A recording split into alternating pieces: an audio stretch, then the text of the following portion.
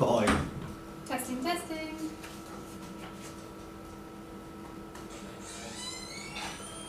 Fine. Testing, testing. Boy. Boy.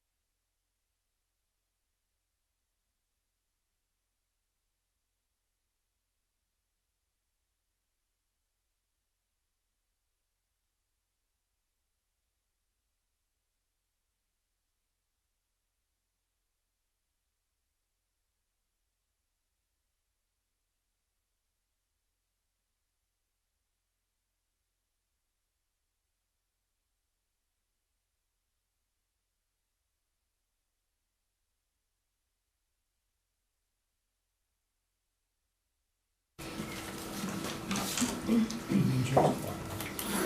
Mrs. Heaton. Good evening. Been dreaming. I was studying what the names have got out of sync. My rules is to record those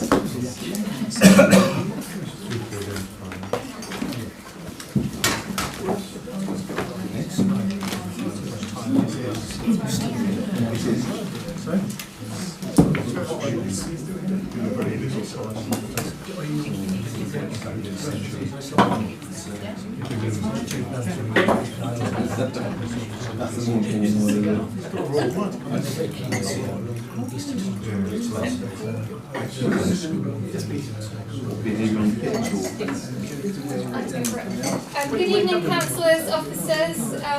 Welcome to this first meeting of the Value for Money and Customer Service ONS Committee. I will move very swiftly on to the first item of the agenda, if that is okay, which is to confirm the appointment of Councillor Julia Potts as Chairman of the Value for Money and Customer Service ONS Committee for the council year 2019-20. Is that agreed? Agreed. Thank you. Thank you very much, Amy. And can I move to item 2 on the agenda, which is the appointment of a Vice Chairman for the year 2019-20. And I'd like to confirm the appointment of Councillor Joan Hegan as our Vice Chairman. Is that agreed? Agreed. Thank you. Thank you, councillors and members of the committee. Can I move to item 3, which is the minutes, pages 7 to 20, of the meeting held on the 18th of February and the special meeting that was subsequently held on the 11th of March 2019, which have been laid on the table for the requisite 30 minutes prior to this meeting. Can I ask, are both sets of minutes agreed? Agreed. Agreed? Thank you very much. Right, can I move to item 4, apologies for absence and any substitutes? Amy? Thank you, Chairman. No apologies. I believe all members of the committee are present. Thank you very much. Any declarations of interest, Amy? Thank you, Chairman. None before the meeting. Any that need to be declared now? In that case, I'll take it that there are none. If you suddenly realise you do have a declaration of interest as we go through the agenda or conversation this evening, just shout. Okay? Lovely, thank you. Sorry, Councillor Hess. I presume the declarations of interest are non-pecuniary, is that right? So they could be pecuniary or non-pecuniary. Only in relation to what's on the agenda? Yes. So okay. I don't think it's relevant probably, but I'm a member of the Farm Society, if that's relevant, but I don't think that probably is. I don't think it is. Not having studied this whole sheaf of papers in total detail. You haven't? Not in total detail, I having looked in quite a lot of detail, I don't think there's anything that's going to come up this evening, but that's fine. Thank you for letting us know, Councillor Hess. Thank you. Anyone else? No? Right, okay. In that case, we'll move on. Item 6, any questions from members of the public? Amy? Thank you, Chairman. None received. And can I ask any questions from members? Also none received, Chairman. Right, okay. Thank you very much. So, we'll now move on to agenda item 8, which is the service presentations. So thank you very much to all the heads of service who've taken the time to come to the meeting this evening and you'll be presenting. I have the following order here.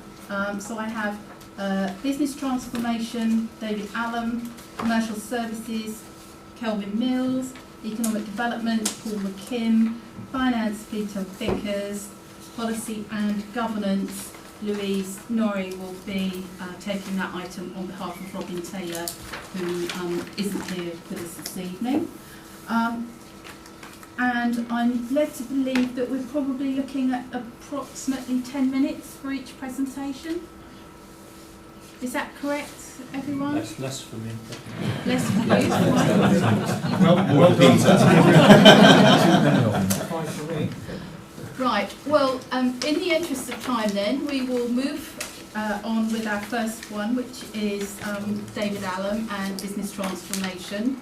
And as I say, if you have got any really critical questions to that, we'll take those at the end, but we'll try, in the interest of time, to keep the questions very brief, if we may, this evening. And if there are any lengthy questions you have to ask of any of the heads of service, can we take those offline so that we can move through at a reasonable time? However, having said that, we are a scrutiny committee, so obviously if there is a particular question, then please, as I say, do raise your hand at the end and we will ask those of the officers. So David, would you like to start? Thank you, Chair. So yes, business transformation is actually a relatively recent creation. So we're three and a half months old, almost 4 months old. Started in March, and it came out of the reorganisation of heads of service areas of responsibility, and the fact of the financial imperatives and the savings that we need to make. What management board and council at the time decided to do was kind of gather all the transformational savings type projects under one service area to bring some sort of consistency and governance and oversight to these work streams, and out of the old customer and corporate services as it was for the service area, property moved to Peter. So I'm pleased to hand that back to him, and he'll tell you how he's managed to improve that in the last 3 months shortly. So what we did in business transformation initially, what we were really looking at was, I spoke to all the heads of service about where we could potentially make cashable savings, because we are looking at a fairly short period of time. We're only looking at kind of three-year window. So we've got to make those cashable savings within that period of time. And we are essentially in this particular response to the kind of financial situation, we are looking in the main at staffing costs. So most of those cashable savings are going to come from the staffing budget ultimately. Now I've listed out at the end of the paper, I've kind of listed very briefly in summary each of the kind of key projects that we're going to be looking at. And you'll notice that some of them are more transformational than others. Some of them are almost kind of service-based, where others of them are very kind of cross-cutting and kind of cover a much broader theme. We've brought them up all together for governance purposes, to make sure that we don't get drift, to make sure that those cashable savings are achieved, and for the cross-cutting elements, to make sure that we have kind of got a corporate response. So at the moment we're still literally just scoping these out for the first time. Some of these projects do actually kind of predate business transformation. They were already up and running. Peter's projects on revenues being one that was already operating. We've been looking at the kind of future of this building and what we might be able to do with this site for some time as well, so that these already had existing project groups. So we're bringing them together to make sure there's no drift, and to make sure that those savings are achieved and capitalised on. And you may have potentially some questions on each on one of these service areas, but I'm not going to go through them all in detail, because we'll go way over my allocated 10 minutes. But the most significant, and the one that's consuming most of our time at the moment, is on the customer services, which Louise is project manager for. And for those of you on the budget working group, budget strategy working group, you'll see some resonance, I'm sure, between the projects that we've identified here and the work that committee's previously done. So I'm sure there's going to be some connection between the work of business transformation and the work of that subgroup that's already carried out one or two of its objectives last year. So business transformation is taking up a significant part of my time as we kind of scope these various projects out. And we've still got to determine exactly what resource levels that we need. At the moment we haven't got anybody working full-time on business transformation. Clearly we're going to have to make an investment in resource to make sure these projects take place. So as I say, we're 3 months in, so that scoping exercise is very close to completion, but it is still ongoing. Now, in addition to the kind of business transformation area, there are 2 or 3 other teams that I'm running within business transformation.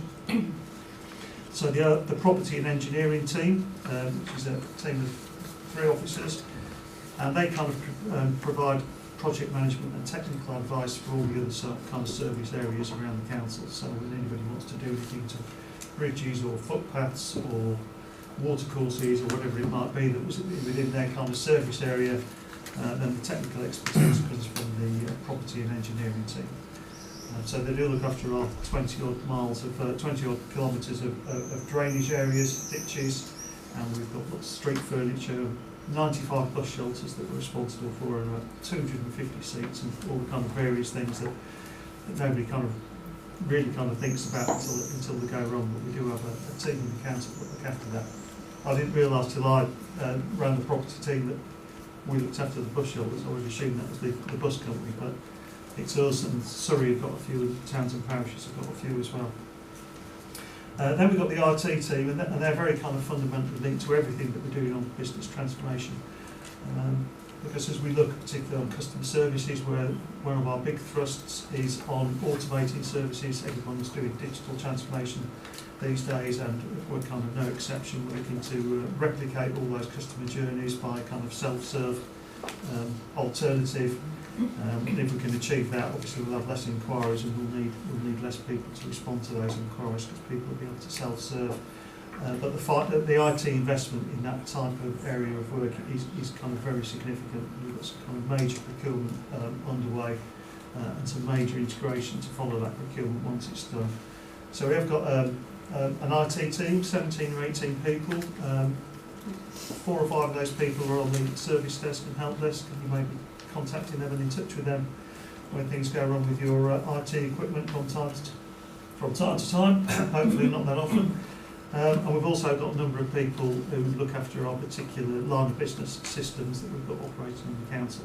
So most of those are hosted internally, although we are making gradual moves towards the external hosting cloud.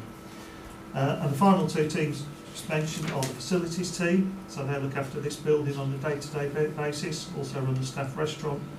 We have a cleaning service, and we provide cleaning to Farnham and Godalming town councils also. And the evening security people and the evening reception people, they're all within Steve's area. And we've also got the support services team, which is the reception service, the switchboard, and some of the kind of office service areas. Most of the work that they will involve in probably isn't going to garner too much scrutiny interest. I mean, one of the business transformation projects is on their agenda, which is a kind of move to a hybrid mail system, which we're looking at the moment. Other than that, they're probably not going to appear on your radar too much. So I think, Chair, I've had 8 minutes. You have. Well done. Right. I shall pause. Thank you very much. Right, that gives us 2 minutes for questions then. Councillor Malama? Thank you, Chair. I'll be quick. Your page 23, you have a sort of savings target of 1 million. Yep. Am I right? That's about 25 staff, 20 to 25. You usually average 25 to 30k per staff member save. And you say by 2022, do you mean by the year 21, 22 or 22, 23? 22, 23. Thanks. And when do you think scoping will be finished? The scoping will be finished by the end of this month. End of June? Yeah. A week's time? Yeah. I've only got one more meeting to have with Calvin tomorrow. If he's remembered it. Doesn't look like he has, but we're talking about building control tomorrow, and that's the last of the scoping meeting. And then how soon before you can publish? Well, hopefully I'll be able to take something to management board within 2 to 3 weeks when the next management board is. End of July? Yeah, we've recorded all the kind of scoping meetings. We just need to bring it all together so we can get a comprehensive assessment of timescales, sequence, resources, etc. Okay, thank you. Thank you very much. Yes, Councillor Hyman. Thank you, Chairman. Yes, on page 23 again, we're looking at the work streams which are part of the approach, and we're talking about a hybrid post and print contract this year. I mean, what we're looking at is what do we want to scrutinise, what do we want to put on our agenda for future meetings, I think. And can you just explain a little bit about something so we know whether we ought to be looking at that? I can understand the ideas of saving money on staff travel arrangements and recruitment and that sort of thing. Also on the next page we've got under inspection and enforcement. We currently have East Hanks doing enforcement for us on the jet for the jet team, don't we? We've got planning enforcement and licensing enforcement. Are we talking about integrating those together, or how interested might we be in looking at that? Okay, well, on the hybrid mail, at the moment we kind of print off a lot of mail to the small print stations around the council, and then we take it all down to the post room and the post send it out. Now, there are different contractual arrangements that would enable us, we think, to save £25,000 just straight away from that contract. We probably also need less staff in the post room, and we might be able to get rid of the enveloping machine and one or two other things. So it's a bit of a kind of cultural change, because instead of pressing the button to the printer and going to collect it, you kind of press a button and it disappears off to the contractor and they print it off and post it for you. So we're just kind of assessing the market at the moment, but we kind of estimate there's a total cost at the moment for those services, excluding staffing, of £132,000 for print and post. So I think we can knock about £25,000 off that. Plus we think there'll be a staffing saving as well. On the kind of enforcement and inspection one, we've still got, although we have kind of scoped this out, we need to do more detailed work on this.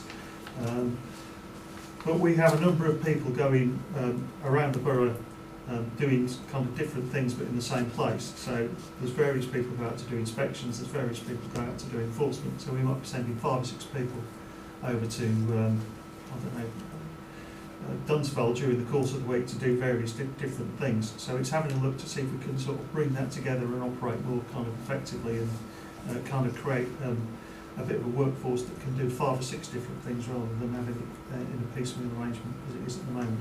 And we might be able to look at that enforcement arrangement with these towns as part of it. Excellent. Okay. Thank you very I much think that was indeed. really Good answers. helpful. And we can pick that up, Councillor Hyman, a little bit later when we look at the scoping, all right? Fine. One more, Councillor Blishen, and then we'll move on to the next presentation. Thank you. Thank you. Farnham Museum work seems to have ground to a halt for quite a long time. Can you tell us what the current position is there, please? The scaffolding's been up for ages. I could probably take that one, Councillor. So in essence, the works for the museum can only take place during the summer. And what's happened this year, we had about 180,000 set aside to do the works this summer. But unfortunately, when we started looking at starting, it became apparent there was a concern that there was more damage to the facade than first envisaged, which basically has taken the budget to sort of nearer 400 to 500,000. Then we had the elections and things somewhat changed. So what I've had to do is we've taken something back to the executive just last week, wasn't it? I think? On Tuesday. Tuesday. Executive want to have a look at all options. So the reality is we'll be looking to see what we can do with the museum over the coming weeks.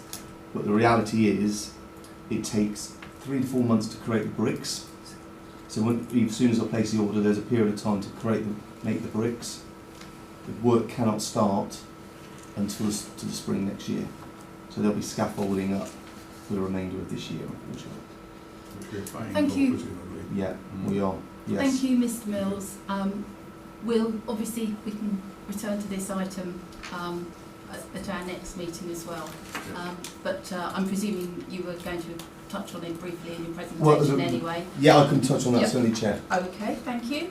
So in that case, if we move on to commercial services, Okay. Mr Mills. Thank you very much. Yeah, good evening, councillors. My name's Kelvin Mills. I'm the head of commercial services, which, similar to David, was a role that came out of the restructuring. So I was head of communities and major projects until March. I feel somewhat forced to hear because only one section of my current service plan really fits at this value for money overview and scrutiny. However, you will see a lot of me because I've been charged with bringing a more commercial approach to the council.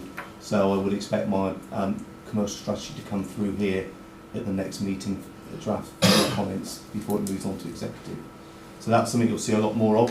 Now what I've done is summarise my service plan priorities before the restructuring so that you're aware what sits within my service and what we'll be working on over the next few years. So that's my team. So it's quite a varied team. Building control as part of restructuring became part of commercial services, and communities and voluntary sector became part of housing and communities. So business and building control sat under the value for money ONS prior to the restructuring. Leisure services, so just to give a quick one, this is our 5 leisure centres run by Places Leisure, charged with obviously increasing physical activity and health and wellbeing of our residents.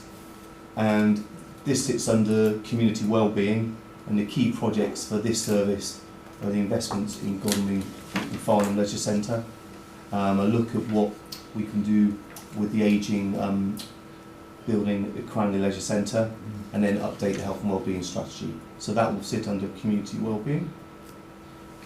Parks and countryside, or my green spaces, sits under environment ONS. So they'll have the joy of this one.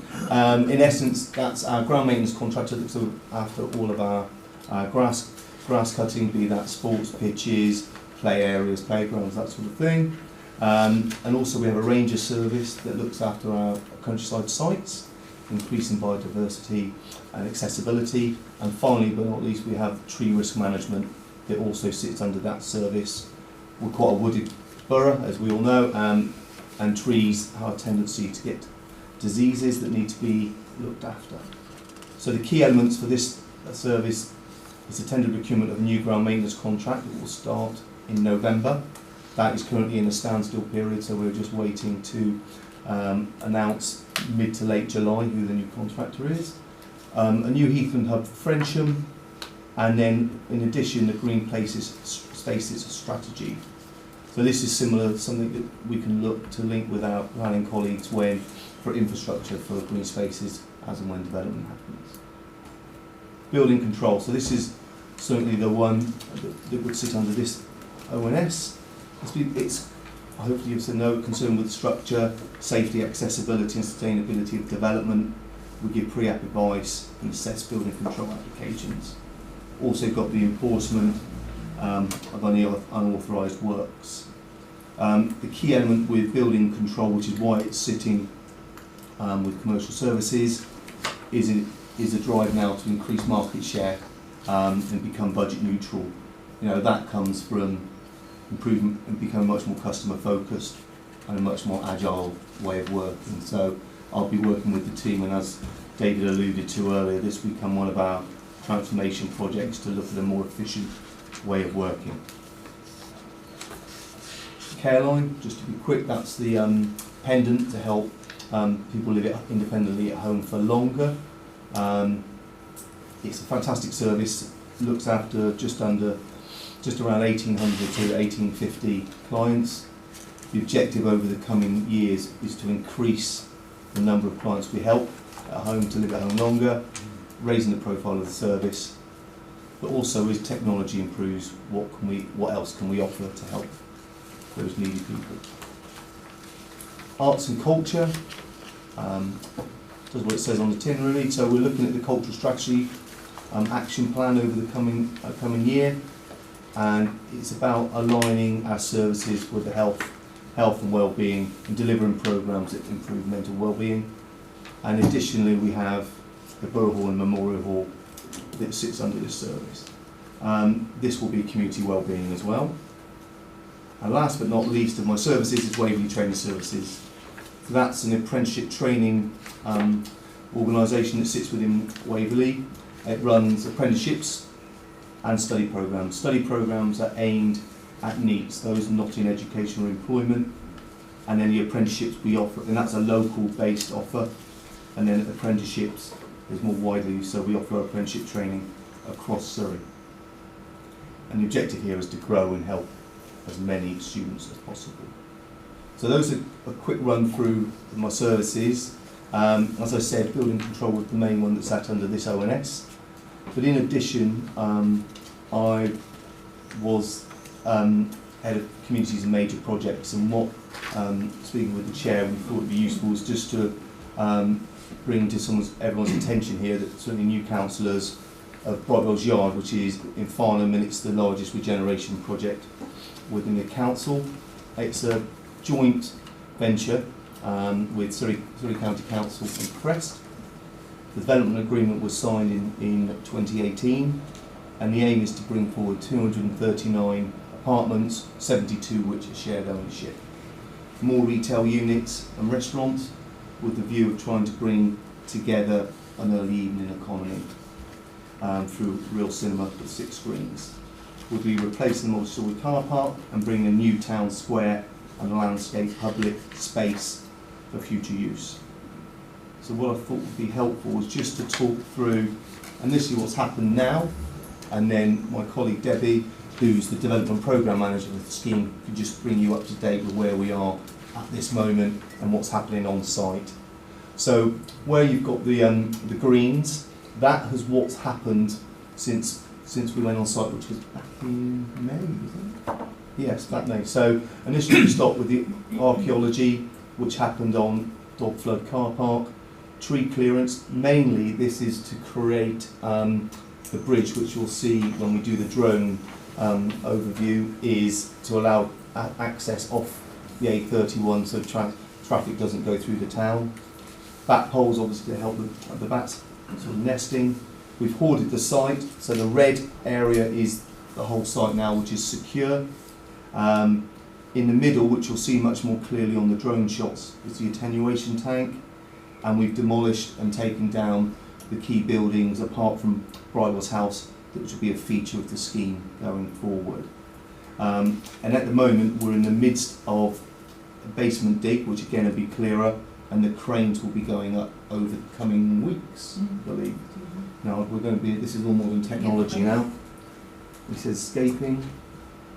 So we thought it would be helpful, because some of you want to know it less, is to show you the site from above. So Debbie will just talk you through to give you a bearing. Yeah, so the developers have put together this drone footage. This is hot off the press today.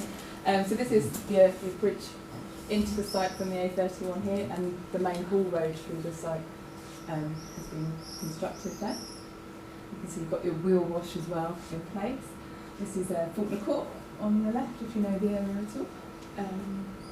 So we come through, you can see the leisure centre on the right. These blue crates are the attenuation tank. We've had to put in quite a large attenuation tank. Currently that is now all complete and filled over with land, and the green space will go on top of that. Here's Brightwell's house that is retained. We'll get a better view of the construction bridge, which is working really well. Lots and lots of deliveries and lorries going on across this every day, 40 to 50 lorries. And you can see the site working here. Down here we've got the leisure centre, obviously all the hoarded area, which you come round. So, come up this side.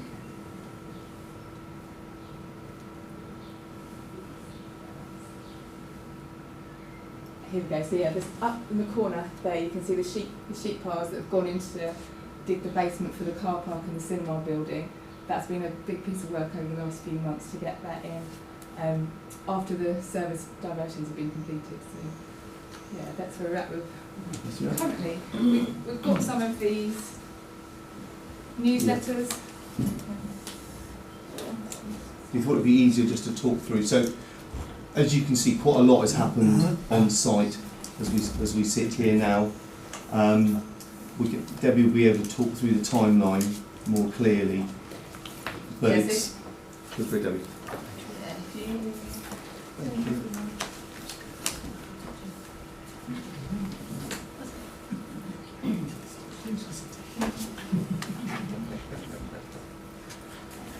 Yeah, so if you look at the inside page,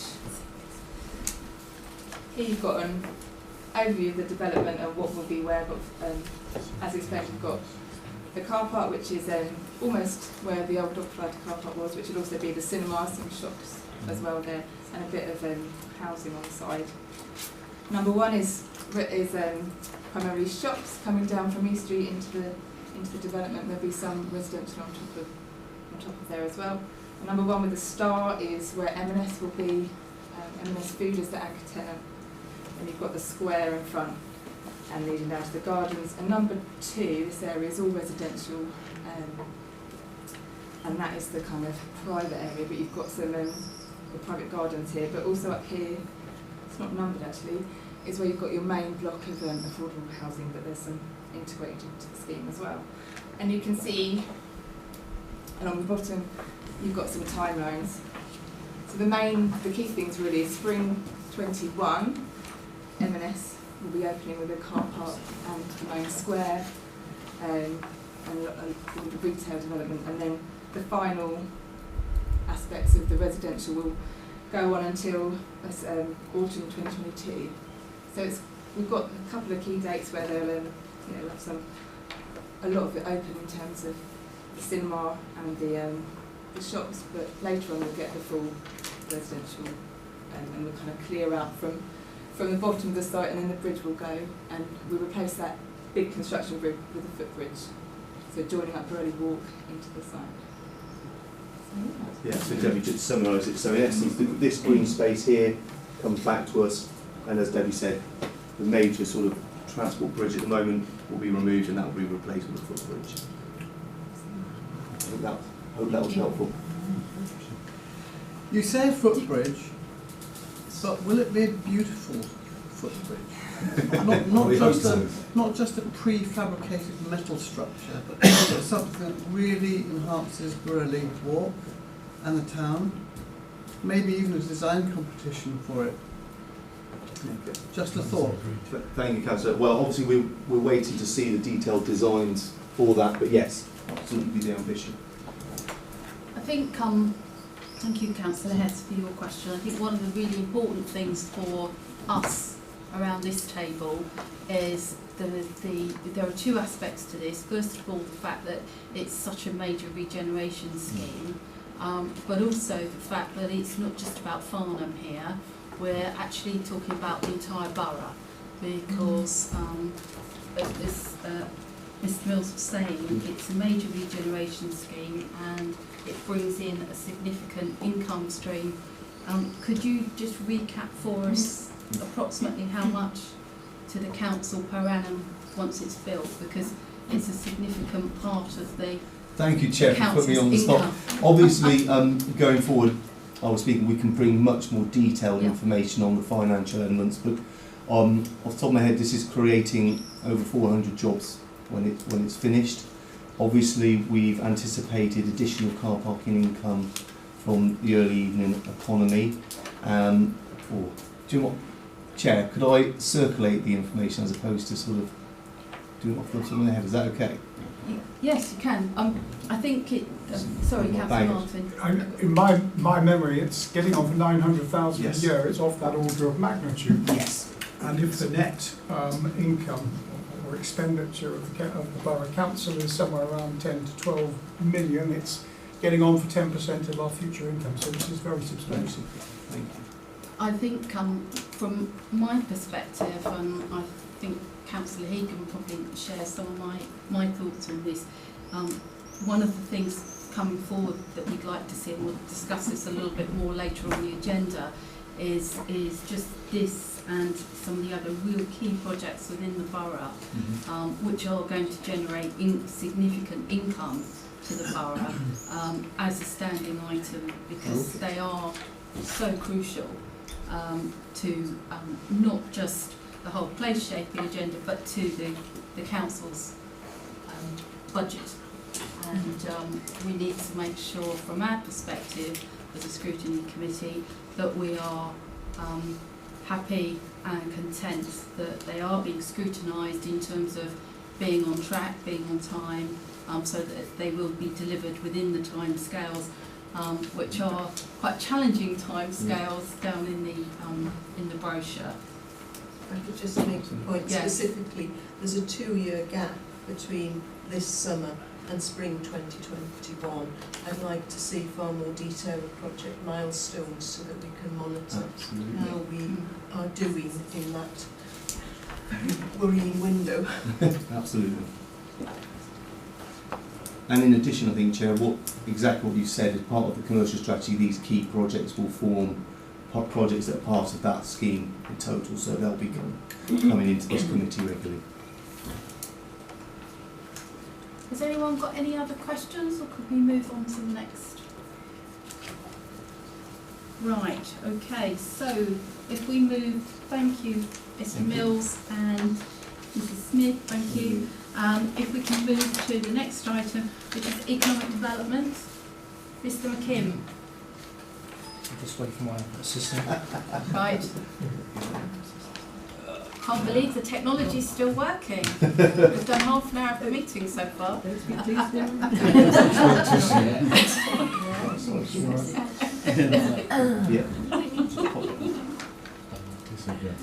Well, no, you're here. You don't need That's it. Thank you, Chair. Good evening. I'll just quickly give you some quick stats around economic development scene. So, firstly, Waverley is one of the highest business densities in Surrey. Total turnover of businesses in the region of 5 billion. Just slightly. And most importantly, majority of the businesses in the borough are small SMEs, and I think that's one of the key points I'd like you to take away from this evening's presentation. And this is just a very quick breakdown of the employment sectors across the borough. We have an economic development strategy which came through various committees last year and is continuing.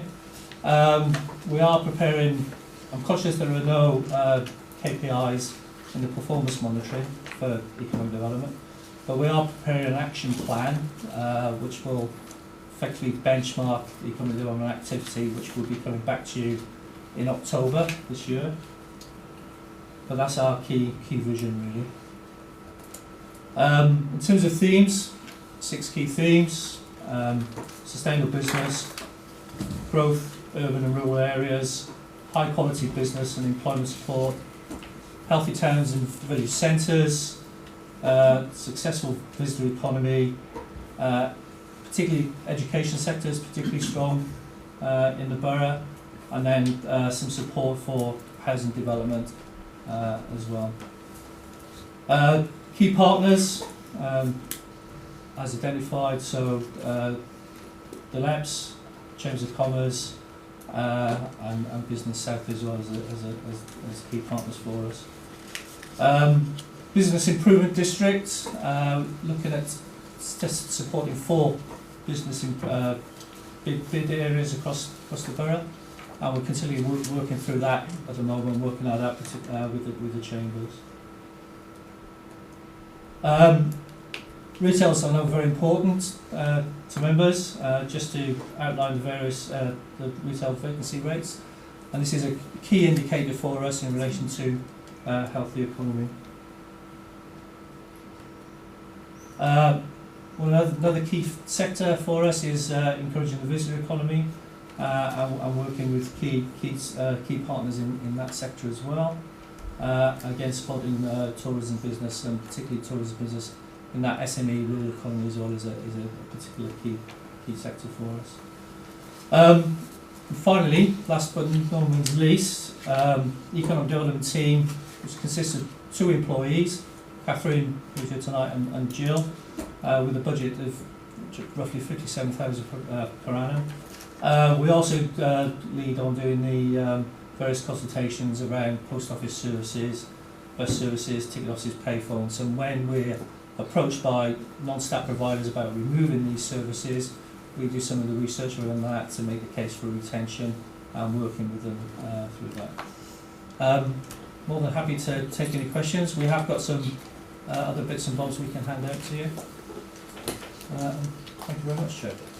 Thank you. Is there anyone who wants to ask a question? No? Oh, Just a little worried about the increase in vacancy rates in the Godalming and Cranley figures. Yeah.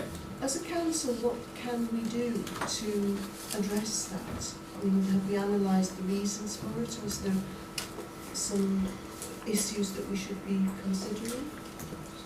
Yeah. So we do the vacancy rates on a biannual basis. We do Bramley and other smaller areas as well. Feed that information back to the town clerks, parish clerks, and the chambers. We also speak to local agents, so we find out what's going on behind the scenes. So, for example, Grills and Greens, they've been in Godalming High Street, has been vacant for a long period of time. What were the issues behind that? And then try and encourage landlords, if we can get hold of them, to work with them. We've been speaking to some landlords about putting some attractive frontage on the empty windows to try to get them to pay for it. Some businesses, for example, when Subway closed in Godalming, they paid rent for the next 15 years, so the landlord's not inclined to do anything about the property. So we try and find out what's going on, try and see how we can help with that, but often it's Arcadia in Godalming, in Farnham there's a problem with Dorothy Perkins being closed. That's Arcadia, or the big Argos is part of Sainsbury's Group, so they've still got the 2-year lease on that, so no one's going to rent that for the moment. So we find out the background, give that information, but actually the vacancy rates are very low in this area. We are doing a support local retailers campaign just in a vox pop with a graduate from the UCA, and that's going to be going onto our new business website. It's going to be launched in the autumn, and that will be a social media campaign. Again, to talk to the business owners why they're located in this area, and encourage people to vote with their feet and shop in their local shops. Just to add to that point as well, economic development's very recently moved into planning, and planning now formally part of these consultations, particularly for major developments and town centre developments, consults with the economic development team as well. So economic development feeds in now formally into that planning process as well. thank you. So in effect, hopefully things will be a lot more joined up as well, which I think would be, That's the sounds plan, like it's yeah. going to be helpful. Chair, Councillor Hess. our towns are very much in competition with other neighbouring towns, which are all competing for visitor numbers, tourists, and people's disposable income. And I followed a bus in Farnham the other day, a stagecoach bus, which says it's a car park monster makeover at Festival Place. With a monster load of new features, it's always perfect parking at Festival Place. And my point is that in Basingstoke, in Festival Place, they have pay on exit parking, which means that you do not have to worry about returning to your car. You just pay for the time you've had, and you don't get stressed out. So, to me, visiting Godalming or Farnham or Hazelmere and being relaxed and chilled out, to be able to spend more time, spend more money in the shops, critically, supporting the economy is really very important. So I would like to make a point that we should at least seriously be considering proper pay on exit parking. They have it at Surrey Heath. They've had it for years there. It works very well. You could put the price of parking up if you want, but to get your revenue back, but at least give people a stress-free time shopping. Can I ask Ms. Brighton to respond and assist with that one? I think there was a pilot in Cranley. Yeah, there was a pilot in Cranley done on it was a pay on exit, but it was a bit of you had to check in and check out, which wasn't particularly popular. What the executive have commissioned is a full review of the parking strategy across the borough, across all car parks and all the issues, and I think that's something to feed into there, because to put that in, obviously it's fairly heavy on the technology side, but it does give you rewards. So I think that needs to be fed into the overall parking strategy, which is going to look at cost, location, variable costs. It could look at night time, for example, in Farnham. It can look at all areas. And there's been a brief written for the consultancy, because it will have to go out to people who are very knowledgeable about the wide range of parking, but we can fit that in. I know there are different ways of doing it, and it can be made very easy for the driver. But you know, the key is to keep people in town longer so they can spend more money. Make sure the council gets its revenue. That's a no-brainer. And there's a balance about the turnover as well, because for businesses to thrive, it's actually good to have turnover in car parks, not people who stay there for the longer term. So, and that is input into the pricing strategy, which of course also feeds into the pay on exit. You have to look at the whole total area and what are the private NCP car parks are doing, where you can park on the road for nothing. So we need to look at the whole remit of parking together. Well, I would like it to be looked into. I know we've got new car parks at Bright Rolls. I think the Sainsbury's South Street car park is going to have a £600,000 renovation. So there is money being spent and new car parks going up. If I may, Councillor Hess, so all of this, as Ms Wrightman was saying, will all be part of the car parking review, which I'm presuming will come back to, will that go to the environment scrutiny? It'll go to environment. Is the actual remit for the consultants being tweaked by the executive at the moment. Fine. So you may wish to speak to the portfolio holder directly as well. Councillor Hyman, did you have a question you wish to raise? No, it's only on that issue there for clarification. Thanks. Councillor Mullen, and then we'll move on. To Councillor Hess, I can assure you that car parking has been a matter of considerable thought and effort on the part of the council for several years. If there were any simple solutions, we'd have found them by now. But the point about turnover is very important. Having people there staying for too long is actually harmful. Right. Thank you. Thank you very much, Chair. Mr McKim. Mrs Knight, thank you as well. If we move on to Mr Vickers and Finance. Stand at the front.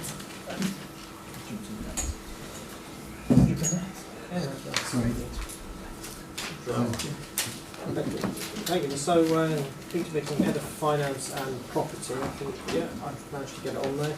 So, this portfolio that I look after, there's 4 key services in there. It's 4 service headings. So, there's finance as a function itself. It's not a huge team. It's 14 of us in total across the team.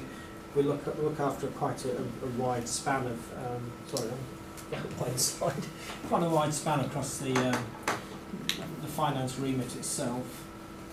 Then there's property. The property team looking after external investments and also the quite a varied estate that we have, which is the non-housing estate, all the asset that we have across the borough. There's the housing benefit team, which looks after the benefit paid to people in need of rent support and council tax support. And then there's the revenues team, which is the name of our council tax billing team and business rate billing team, and also the recovery of those monies on behalf of ourselves, the parishes, county council and the police service. So there's 8 lead officers across all of that I work with to deliver these services. So the finance service, 3 key objectives really, without getting to the minutiae of what we do from day to day. So the first one's about the financial management of the authority. So it's all effectively it's managing our resources from the point before we get into transactions right through to the reporting. So it's managing reporting to understand our position, or the statutory external reporting that we have to comply with, which is quite onerous local authority. We put a lot of resource into supporting officers and members across all the services to make sure that people understand where they're at in their decision making and the implications of those decisions, and that we stay within our budgets. And then there's the third remit, which is making sure that our control framework is effective, which effective is our governance, and I'll come on to that a little bit later. So it's on the next slide actually. So when I say governance, I'm talking about our financial regulations, all our procurement processes, which we have a set of procedures that we follow which comply with our OJU requirements, Crown procurement services. We've got an income and debt management policy, so we don't just charge willy-nilly to people. We do consider our wider customer base and their needs when it comes to charging and recovering money from them, so our sensitivities across vulnerable groups. We've got a capital strategy, so that pulls together all the big spend areas, including our treasury management, where we invest money, so it's not just in developing something like the leisure centres, but it's also where we invest surplus cash. Well, actually, it plays also into the treasury management strategy itself. Financial controls I've mentioned, the financial planning, so that's the annual cycle that you would have seen if you came to the inductions. So it's the constant cycle we're going through throughout the year, so we're planning our finances in the medium term about now, leads us into, which we'll talk about a bit later on in the meeting. It leads us into the actual budget setting for next year and the budget challenges, and then we do the monitoring that sits behind that, and then we do the financial reporting come year end. It's quite a relentless process, but it's absolutely necessary. So there's reporting, budget monitoring, and value for money is a key area. So behind that sits our procurement, which sits alongside making sure that what we are buying, we're buying smartly, we're not just abiding by the rules of procurement, but we're doing things in a measured way, we're not wasting money.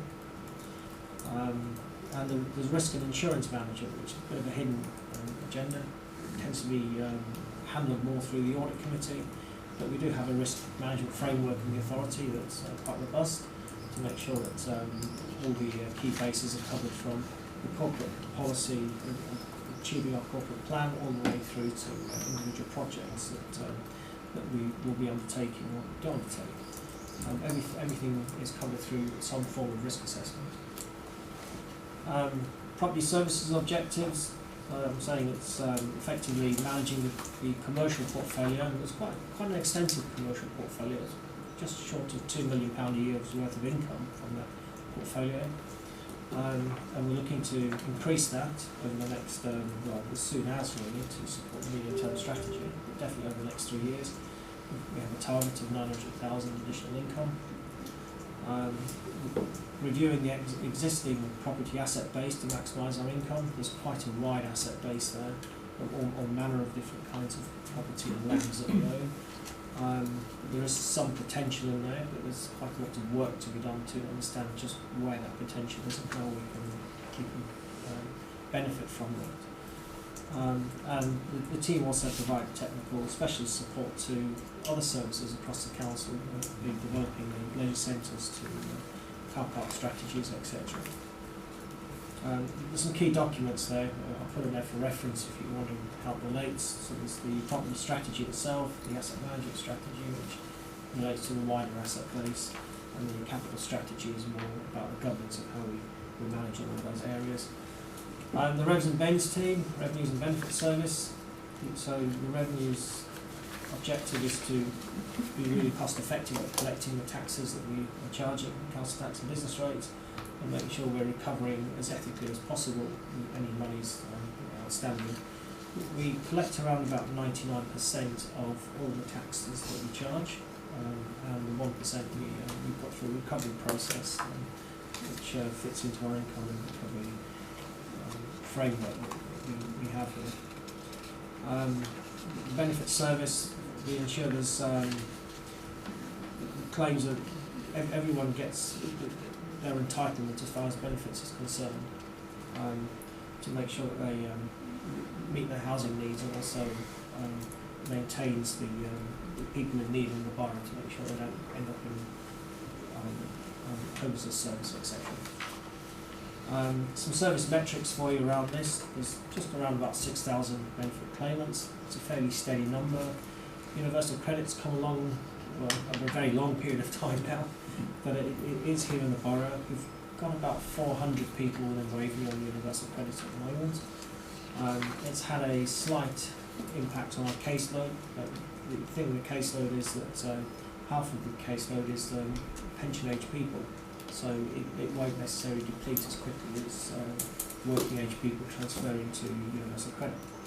So we spend £27 million a year on just on housing benefit itself, and a further 6 million a year providing council tax support to people in need. So across the borough, it's 54,000 households that we bill for council tax, and 6,000 businesses eligible for business rates, and we collect about 36 million in business rates. But unfortunately, as we keep 2 of those, 2 million of about 36 in our finances, which is a bit of a travesty, really. We'd love to keep a lot. Last bit, which we have got on the agenda for later, so I won't say too much about it, is the Budget Strategy Working Group. It's been in existence now since September 17, when we started this very committee back in the day to address the more strategic aspects of moving our medium-term strategy forward in terms of the financial challenges being presented in that.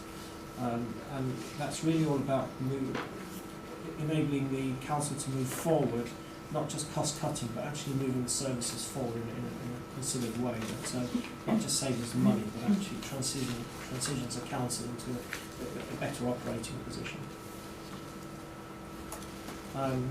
So in terms of reference on screen, they're on your pack, so I'll not go through the full detail of that. One of the key aspects of this, though, is that it is supporting the executive to move the medium-term strategy forward, resolve the challenges, and it's absolutely about the officers and members working together right through the process. So the scrutiny committees are not receiving budgets come December, January that you've not had some input to along the way, and therefore you have no surprises. You have a chance to shape the future as we go along, which is absolutely key. And that's it. So discussion. Thank you, Mr. Vickers. I think some of the questions might sort of overlap and come in to item 10 when we come to the budget strategy itself and talk about a little bit more about that. But for the time being, has anyone else got any questions on aspects of the presentation? Councillor Hyman? Only a slightly funny one at the bottom of page 37. Where under service metrics, where we've got 6,000 benefit claimants, and we've got 3 kisses for council tax support and 4 extra. I'm just wondering how many. What was those numbers? Are they numbers? It makes them popular. I will circulate. I wanted the up-to-date information, but I needed to get it on time to add it in, so I'll circulate it. Yeah. The 6,000 is not of our own 5,000 tenants. Obviously, that's including the private sector. 40% of those are tenants. As you say, everything else there is, I think, is in item 11 in a couple of items' time, isn't it? Mr. Vickers will go away and get this slide correctly populated for you and circulated to the whole committee. Yes. Thank you, Mr. Vickers. Yes, Councillor. Just a very quick question. I believe that the rent support for housing benefit is reimbursed by the government. Is the same true for the council tax reduction? Partly. We don't get. The government changed the scheme 5 years ago, where it was reimbursed pound for pound, and then the government changed the scheme under the welfare reforms to reduce its benefit bill nationally, and it came to an arrangement where we had to have a localised scheme, council tax support scheme, which we have in place, and I'll be bringing it forward later this year to renew it with the council to renew it every 4 years. So the government said they would fund 90% of the bill at that point in time, but the truth is it doesn't quite equate to 90% of the money we get back. Now we find that from council tax. They did compensate us for a grant back in the day when it came in, but the grant was included within RSG in the second year, and we don't get any RSG anymore, so it's been a hit on the bottom line in previous years. It's fair to say, Chairman, that whatever government is in office, they always win and we always lose. That's pretty true. Right, well, I think on that note, shall we move to Mrs. Norrie, who's covering for Mr. Taylor on policy and governance. Thank you. Thank you, Chairman. Apologies, you've got me instead of Robin, but he's walking somewhere in the Lake District. So, policy and governance. I'll give you a quick overview of the teams and the service plan, which I'll come on to, and then opportunities for you as a committee to sort of add value. So, these are my colleagues in policy and governance. So we've got legal, democratic services, myself heading up the policy team, communications and engagement manager, Harry. Katie Meakin is the human resources manager, and currently we have a vacancy for elections. So policy and governance is also responsible for the monitoring officer function, which is carried out by Robin and ably assisted with by Daniel Bainbridge and Fiona Cameron, who are his deputies as far as monitoring is concerned. So we've got legal services, offering advice. It also covers the land charges. It's one of the sort of customer-facing aspects of that team, and has a. I'll come on to the budget, but I'll mention that in a minute. But that has quite a substantial income for land charges. Also covers freedom of information requests and information governance. Democratic services, which I'm sure as councillors you will know better than most, supporting yourselves, supporting the committees and that sort of thing. Corporate policy is my team, looking at policy strategy, supporting the scrutiny committees, the complaints process and performance and special projects. Communication and engagement, obviously website, press inquiries, social media and that sort of thing. HR, what it says in the box really, you won't be surprised by that. And elections, which is very important. Now, Robin's prepared these slides in terms of a sort of through the lens of our service plans. Service plans you'll get used to. They did come to a previous meeting of this committee, and it sets out our business plan for the next 3 years, and they're sort of rolling service plan as we go through the years. So in terms of corporate policy, the service plan targets are to support effective performance management. So this is really important that the council administration sets their strategy, and that golden thread running through from the high level strategy right through into the individual teams down to individual performance of members of staff. We also support project management, policy development, of course support you in the 4 scrutiny committees. I have one wonderful officer here in Yasmin, as you all know, you've met her. She's permanent. I also have another officer who's temporary to support scrutiny at the moment. So we also have Sue Petzold, who looks after our complaints process. She's part-time. And I would just mention, because I never get an opportunity normally to mention equality and diversity, and I know Councillor Bishop is a champion of this. Equality and diversity in terms of making sure that we provide good customer service, because basically that's what it's about. And whilst delivering services, we're not inadvertently discriminating against any of the protected characteristic groups. And all I would say is that with the challenges ahead that councils have, we just need to make sure that when the council's making decisions, they are well informed as to the impact on some of these protected characteristic groups. So it's essential that we have good equality impact assessments. So as long as the council is paying due regard, then they can make decisions without fear of challenge. Should you make a decision that where you haven't properly considered the impact, then there's a danger that we can be challenged as a council. So, communications and engagement team, they're looking at finalising their communications and engagement strategy, which was drafted under the previous administration, and you'll be seeing a little bit more of that.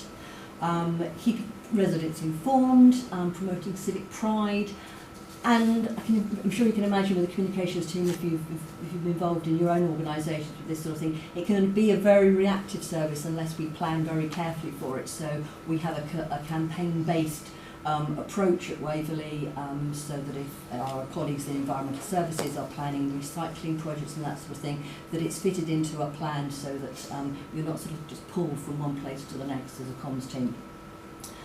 We're looking, as David said, under the customer services project to encourage our residents to self-serve on our website. So our website is going to be very important going forward, and we will be delivering a new website in the coming year. Obviously the team is looking at engagement with residents and customers, and also has a target to be more commercial, ensuring that our publications cover their costs through advertising and that sort of thing. Democratic services, you'll know pretty well, supporting the council's decision making, making sure it's transparent, making sure you're well supported to function effectively and make good decisions. They support the mayoralty. High standards of governance is obviously something that's ongoing targets. And we'd like to deliver an effective and excellent programme for you in terms of learning and development. I know you've been going through sort of what probably seems like induction endlessly, but it doesn't stop, you know, after the first few months. I'm sure you're always keen to continue learning, as are we. So one of those aspects of that learning and development under the previous administration, we decided we would go for charter mark commitment. This is something that South East employers offer us. And I think as councillors you'll be offered the opportunity to get together a steering group at some stage in the next couple of months to drive that charter mark forward. Elections, well, you all know how important elections are. Another sort of front-facing service that we provide. Obviously extremely important that we get that right, that we get people on the register. And there's no more irate person as a presiding officer when you're sitting there and they come into the consultation and say, "Why aren't I on the register?" So yeah, that's really important that we get that right. And as you'll be aware, that we don't just run the sort of the normal elections, we also run the referendums. And I understand that Godalming and Farnham have got one on the 9th of July for their neighbourhood plan, and that it's likely that Farnham will have another neighbourhood plan referendum in the coming year. Human resources, they have recently had a new strategy agreed by the council, and that has got 4 streams to it. Stream 1 is about building strong foundations, making sure we've got the right data, we've got the right processes in recruitment and that sort of thing. The second one is attracting, recruiting and nurturing staff talent. As I'm sure you're aware, in local government we do have our challenges in recruiting certain professional and certain skill areas, particularly where we cross over with the private sector, so people like lawyers, surveyors, planners. We quite often had challenges recruiting those. And of course, once we've got these sort of valuable people across the piece, we want to retain them and obviously recognise and reward staff effectively. So that's the 3rd strand of it. And then the 4th strand is around skills, knowledge and development, making sure that we develop our staff to be as effective as possible. Legal services is the last team under policy and governance, obviously providing high quality legal advice to the council in your decision making. They clearly do everything from procurement contracts through planning appeals and making sure that we're protecting our property investment interests. Part of that team is the land charges team, and that's an area, as I mentioned before, where we've got an income stream of around 404,600 income on land charges, and there's a danger that that might go in the coming years. But the budget strategy working group will be looking at that. It also this team also consists of information governance and free information requests. So what opportunities do you have in our area to add value? So this is some of the ideas that Robin sort of put down. Clearly, scrutiny is something we support anyway. There's the new website project you might be interested in ensuring that and sort of public engagement is something you might be interested in. The implementation of the HR strategy, and I think something I mentioned about the charter mark is something you might be interested in getting involved with. But when we come to the work programme, I'm sure you'll have potentially some other ideas as well. Thank you very much. Thank you very much, Louise. Any questions, Councillor Malana? Thank you for raising the issue about land charges, which have been flagged up to us last year. Did you say it might leave us this year? No, in the coming years. I don't think it's still been sort of decided when it's finally going to happen. Yeah, and I think that the truth is we would actually save some staff cost and wouldn't remotely offset the loss of income there, would it? No. No. Thank you. Anyone else want to raise anything at this stage? No? Okay. Thank you very much. Thanks for your time, Louise. Thank you. Right. If we move to the next item, which is the corporate performance report for Q4 of 2018-19 and the annual outturn report as well. Mrs. Copping, do you want to give us a very short summary on that, and then we'll feedback any comments? I thought before we dive into the report, it would be good for us to take just a very brief step back and go over the reasons why we're bringing the information that we are bringing to these committees and what is actually included in the report. I mean, all the members have had the report to look at, but if you can just top line that for us, that would be helpful. So what you see just behind me is what we call our performance management framework. So everything that we do in the council starts from after guiding strategy, which is called corporate strategy, which we adopted last year, with 3 key priorities, so people, places and prosperity. So this is the strategy that sets our direction going forward. Underneath that strategy we have more specific plans and strategies that are specific to different service areas. And all these kind of high-level strategies and plans have to be then translated in some way into more operational plans for the staff, for the management to actually deliver going forward. So every year we develop service-specific service plans. So each of the services, so Kelvin's area, David's, Peter's, and Paul's area will have their own specific service plans. Within the service plans, we'll have various measures. So we would have a list of different actions we'd like to deliver in the year ahead. So each service will look at their priorities, some kind of legislative requirements we have to meet as well, and priorities of our administration, and develop the list of, with kind of consultation with portfolio holder, list of kind of actions we want to pursue. Then we have some projects as well, so we have business as usual actions, but we also might actually embark on some certain projects we want to deliver as part of kind of deliver change. Customer service will be one of the examples. And for some areas we might actually develop performance indicators, and we'll look at those in a short moment. So some areas, for example, the amount of council tax we collect is something we can actually set a target against, so we develop performance indicators for that. So the section in pink is what I've kind of called the corporate monitoring, because we have, although this report is quite comprehensive, it has a lot of operational information and it goes through different stages. So it goes through, it's first seen by our senior management, so they look at all the information, and then it goes through overview and scrutiny committees and executive as well. So each of the I suppose stages have different roles. So the management will concentrate on more operational details, and then our ONS and executive will have the more strategic role. So the information we provide to you is it's really for information, just to make you aware of everything that is happening in the council, so you have a broad understanding of everything that's going on.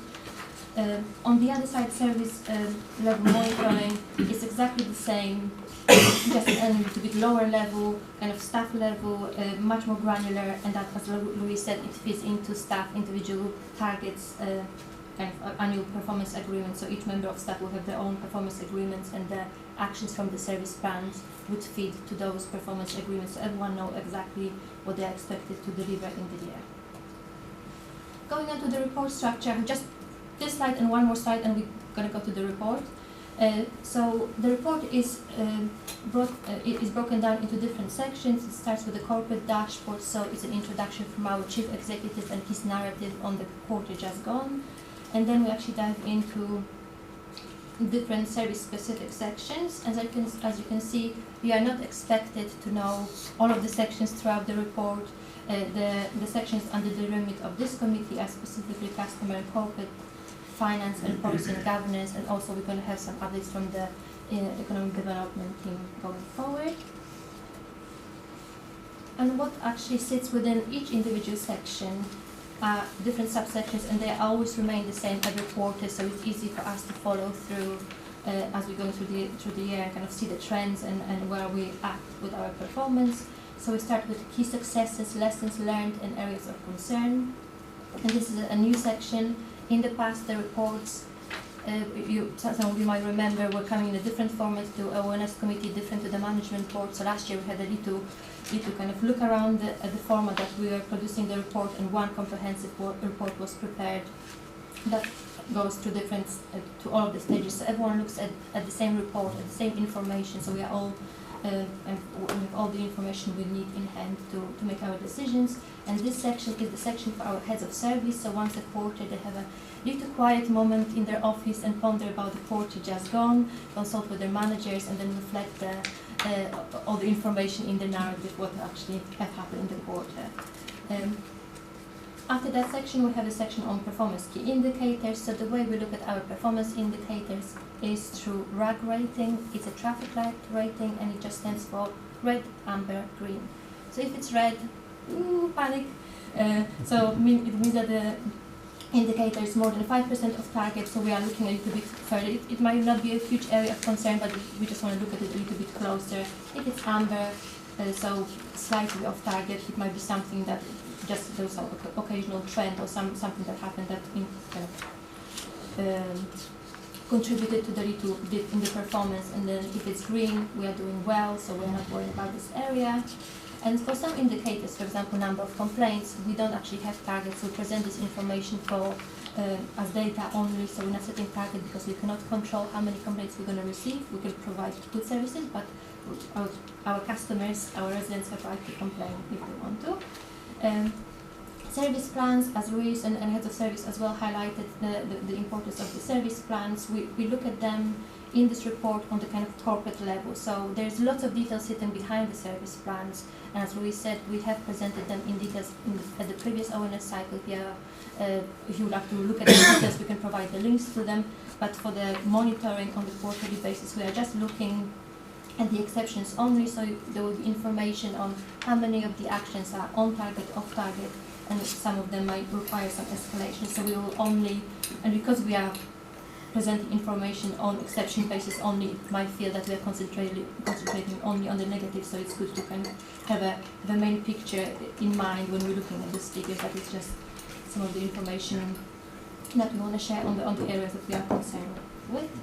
And then we have internal audit. Internal audit is in the report just to kind of provide the full picture, but the scrutiny of that area sits under the audit committee, so it's just there for information. We're not going to be actually looking at it in detail. And complaints and workforce as well, just to give us a broader understanding of the services. So now onto the report itself. So if I could take you to the page 71 of the report, and we start with David's area for service plan. So as you can see, at the end of the year, I'm not going to go into all details, just at the end of the year, we have 95% of the service plan actions completed. Some of the actions we had to transfer because the direction in which we're heading as a council changed slightly, so we didn't want to just abandon them, so the actions were transferred actually into the specific project, and the details are in there. On the following page, 72, there's still a few other actions that actually we will be pursuing going forward as part of our business transformation plan in the coming year. There's one action that is a little bit off track, but we will pursue this action. We just have to agree different revised due date. It will just take us a little bit longer to complete it. And some of the other actions were transferred as well, and one of the actions was cancelled just because we decided it's not feasible for us to pursue that action anymore. There's no specific areas of concern for complaints and workforce. So if I could take you to page 75, to finance. So as you can see, this is a very good example of how we're looking at our performance indicators. So finance have a list of performance indicators which are presented in a table. So each of the columns in the table have a specific information in it. So the first column will show us the reference number of the indicator. The description column will have information about this indicator, just so you know a little bit more what it is. And then also we have indication whether we are aiming to increase or decrease the number of in that specific indicator, because it might be that you actually want to, for example, in indicator number 1, we want to lower the number of days taken for us to process the benefit claims, but at the same time we might want to have a higher outturn for number percentage of the rate collections that we do. As you can see, we have different colors for different indicators, and the service has gone through the journey. If we look at the 5 rolling quarters, so we had some areas of concern, but there was lots of work done in that area that actually at the end of the year we are performing quite well. We have 2 indicators which are in amber just slightly, but there are those specific areas of concern. I think it was quite a successful quarter for the service. If we go down to service plans, 87% of service plan actions have been completed on target. We have a couple of actions which will take a little bit longer, and I think the majority of those outstanding actions will be completed by the end of June. With regards to complaints, so we are on the page 76 now. There was just one more complex case at the level 1, which took a little bit longer for us to resolve. So the response rate has dropped just slightly at level 1, but there's no specific area of concern as yet. Moving on to page 77/78. I suppose we start at page 77. We have one indicator for our sickness levels, which have fallen into red.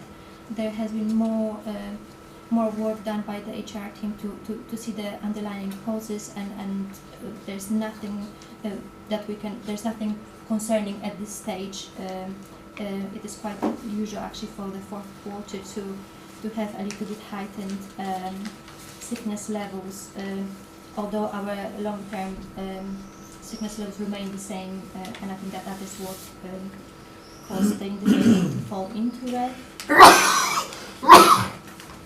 If we move to page 78, there's a small area of concern, and this actually indicator PG2A, so the response rate at level 1 has been discussed at the senior management team meeting, and it actually has been decided. There was lots of debate whether we should decrease the target as we have some issues meeting it, and it was decided unanimously. It was decided that we will stick with 95% target, and we just have to put some corrective measures. So each of the heads of service was tasked to go back to their service areas and look at the processes and see how we can actually improve on those going forward to make sure that each of the service area will have a better response rate, and so we can reach that 95% going forward.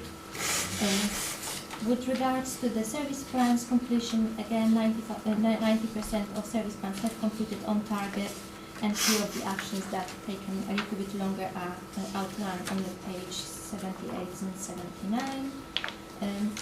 We have one internal audit action, as I've mentioned, but the discussion about this recommendation will be taken forward by the audit committee on the 22nd of July, if anyone's interested. There's no specific areas of concern with regards to complaints and workforce. That is all from me. I'm sure that my head of service will be happy to answer any questions. Thank you very much for that comprehensive explanation and then the overview. Councillors, I'm presuming you've all read your papers. Councillor Mullen has got a question. Just a brief one, Laura. On page 75 at the bottom, SB18/19F2.2, do you expect the rollout to be complete by the end of the month? The bottom of the page. Yeah, Peter. It started today, the final phase, so there's 3 staff to be trained, and they'll be trained over the next 2 weeks. And over the page, this is one which the reporting schedules. Has all that been implemented? It has, it's in place. Thank you. Anyone else want to raise anything on the... Yes, Councillor. I'm just a bit lacking understanding of what sort of things are giving rise to complaints and whether we have a rigorous process for looking at the analysis of the causes of complaints and if there are any patterns we should be learning from. So I can't see any hints as to the type of things in here. So I think at the very introductory section, corporate section of the report, our corporate policy complaints officer have highlighted some lessons learned. So we have two levels of dealing with the complaints. Level one is at the service level, and then if they're escalated, we have our corporate officer who's neutral, who looks at the complaints. And there's always sometimes the causes for the complaints are quite obvious, and there are things that we can put in place. And as you can see on the page 56 of the agenda,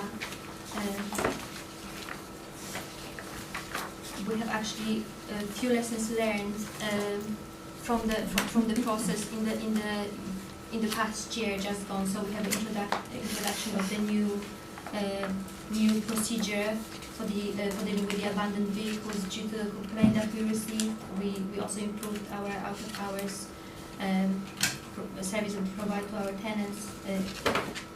Having a little bit more information on our website that was due to a complaint. So we always try to look at the complaints we have and have the lessons learned, I suppose, fed back into what we are doing.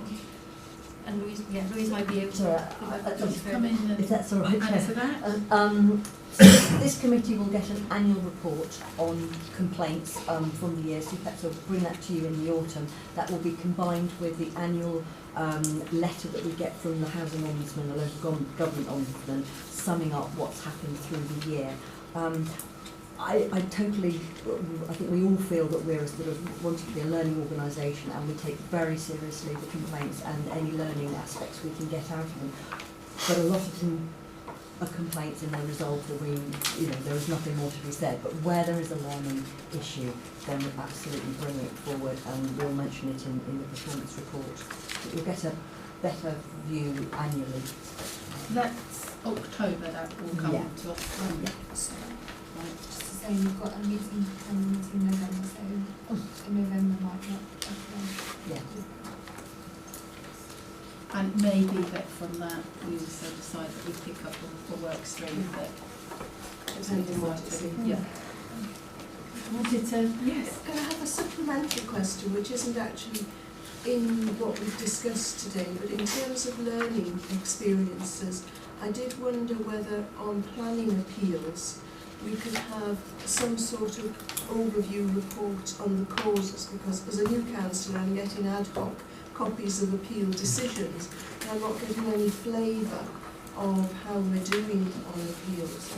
I would think there might be learning experiences there to see whether we're getting appeals from devolved matters or from committee decisions, and if there's any difference in the performance of the committees. I think as a new councillor, if there was anything to learn from the type of things that are giving rise to successful appeals, that there might be something to feed back from that. Yeah, we're planning on bringing to the Joint Planning Committee a summary of all last year's appeals and also enforcement cases as well. So that's just sorting out the templates for that report, and then we'll bring them through to the JPC. Oh, sorry, excuse me. Right, I'm sitting on that. Thank you.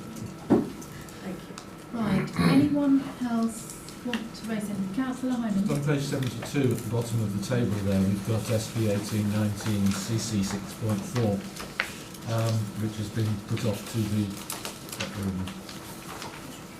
into the business transformation plan, so we're going to be looking at it, but it says acquire new pool cars to facilitate and improve existing usage numbers, thereby increasing savings to the council. I think that's something that we need to look into, because most people who go buy new cars lose a load of money on them straight away because of the immediate loss of value in them, and I'm not entirely sure that that makes an awful lot of sense to me. Let's go out and buy a load of new cars and save money. But I'm sure that in time we'll learn how that works. Does anyone, Mr. Allen, would you like Yes, to yes. So just... this is connected to the business transformation item on staff essential allowances and mileage rates. So we currently spend about £300,000 a year on essential car allowances and mileage rates. We think we can put a business case together why we kind of change that and invest in kind of, not necessarily acquiring, you can rent, you can go into kind of partnership arrangements with people like Enterprise and they supply your fleet for you. We might want to go down the electronic route as well, so there's a bit of premium to be paid for that, but we'll have a look at that. So we have a hypothesis that we can save money by going down that route and going down the current route. It's a bit controversial because it can affect certain terms and conditions, so it's not a straightforward one. Right, anyone else wish to make a comment, or can we move on to... Only there's a performance, Chairman, if I may, on the local businesses paying our invoices on page 75 is much improved and very good. Whoever's done that sorted it. Good. Good. Well, that's a good point.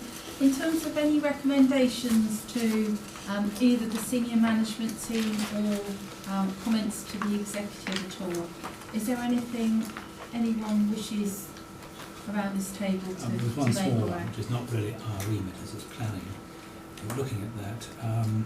They do give a report on the number of appeals allowed as a percentage of all appeals. And I was talking to Mr. McKim earlier and wondering if a breakdown between major applications and minor applications might be helpful. Because if it's mainly minor ones, it's of less significance than if it's major ones. And to answer Councillor Higgins, the planning inspectorate, I wouldn't say are a law unto themselves, but they certainly give that impression. And it's quite possible for them to decide that they take a different view of a set of facts and they grant permission, which we have refused, and they say, well, that's fine, we took a different view. We only get really worried when we get costs against us, which we try very hard not to. Right, so in terms of the report that Mr. McKim is working on, I'm wondering if, given some of the feedback then, it would be helpful if it could be circulated. I know it's going to JPC, but could it be circulated to... Well, I mean, we can quite easily give a breakdown of the appeals across majors, minors, and all returns as well. We can do that fairly quickly. And by planning committee. Yeah. So I'd be quite happy to say to this. Quite a few of the issues that have been raised around this table. Yeah, to this committee and environmental review and scrutiny as well as JPC. We'll have to do that. Well, I think given the fact that again it does cost us money in terms of appeals and hearings and so forth, it would probably be quite helpful as well. And then we can start to look at any patterns and any way that we can address it as well. So thank you. Any other comments, recommendations, points you'd like to raise? No? Okay, fine. In that case, we'll move on to the next item. The Budget Strategy Working Group, and just a very short briefing on that.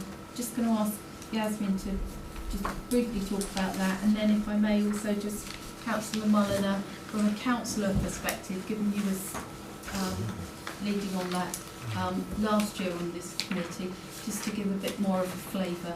Yasmin. Absolutely, thank you, Chair. So I won't recite the report, it's not particularly long, hopefully you've had time to look through it. The purpose of it was to bring your attention to the extensive work that's gone on so far by the Budget Strategy Working Group set up by this committee. We wanted to bring that into your sort of conscious and then ask you to confirm the ongoing requirement and purpose of the group. And if it's confirmed, we do need to reappoint members. We've had some interest from previous ONS committees last week. Environment and Community Wellbeing have nominated several members to join the group. There's some interest, I think particularly as this is becoming an increasingly important piece of work. Peter, I don't know if you wanted anything for Councillor Mulliner. No, that covers it. So I support this piece of work as a scrutiny officer for this committee, alongside Peter as the head of service, finance and property. So yes, I suppose the recommendation will be today to reinstate the group and appoint members and agree membership, subject to any additions tomorrow, because the Housing M&S committee meets tomorrow. Thank you, Chairman. Thank you. Councillor Mulliner, can I just ask you to very briefly sort of give your reflections in a couple of minutes on it, given the I will clock? be as brief as I can.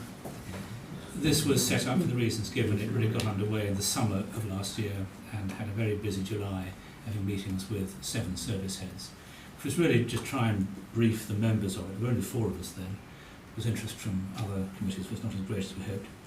And it was very useful. We were able to spend 2 hours at a time looking at a summary which the head of service had provided and to ask some detailed questions. I think all of us ended up knowing a lot more about how the council actually works. We always knew vaguely, we knew what the services were, we knew vaguely how they were done, but to find out how many people were involved and what their relative cost was, and trying to get the heads of service to give their first reactions to the questions, well, how much of your work is a very top priority, medium, bottom, how much was mandatory, how much can you adjust the amount of service that you give, even if you must give the service, and how much is strictly discretionary, how much could we actually cut, just like that.